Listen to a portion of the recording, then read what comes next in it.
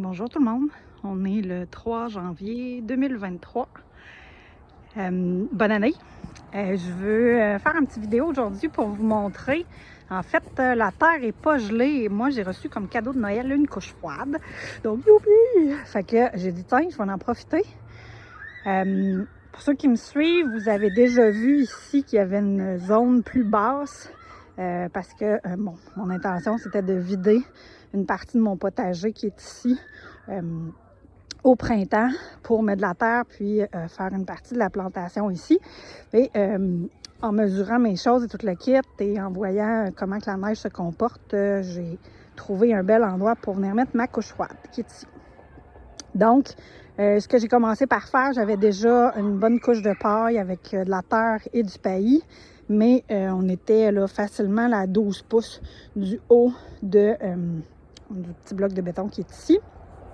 Fait que j'ai rajouté, j'avais un tas de branches là-bas, j'ai rajouté un tas de branches, branches les plus grosses au fond, les plus petites. Après ça, j'avais un déchet de potager que j'avais mis là aussi. Donc, j'ai été capable, c'est pas gelé, hein, c'est merveilleux.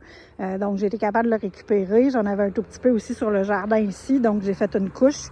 Je vais vous le montrer, là, j'ai pas fait la butte au complet. En fait, elle n'est pas enterrée au complet. Ici, j'ai déjà mis une belle couche de terre, mais ici, c'est pas mis, là. Fait qu'on voit, là, dans le fond, la butte est faite en dessous des branches plus grosses, excusez. Et après ça, là, le déchet de jardin, des feuilles ou de la paille, des choses comme ça, je vais venir mettre une couche de terre par-dessus.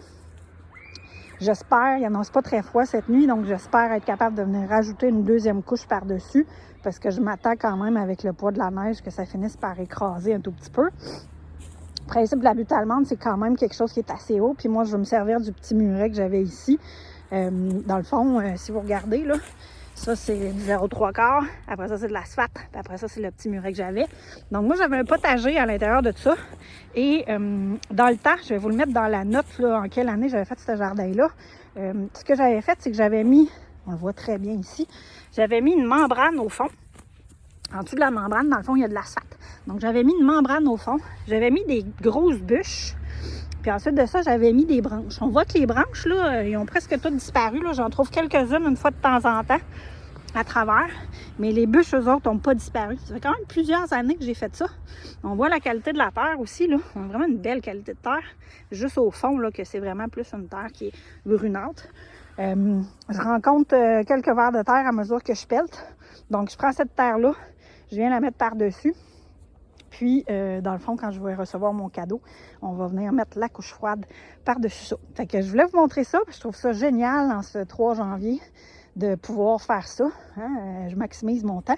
Comme ça, je vais vraiment pouvoir profiter déjà de ma couche froide au printemps qui s'en vient pour gagner. Là, sur Internet, on dit qu'on gagne facilement un mois et demi de plus. Parce que dans le fond, ça fait un effet de petite serre, ça chauffe le sol plus rapidement et on est capable à ce moment-là de planter là, les plantes qui supportent le froid.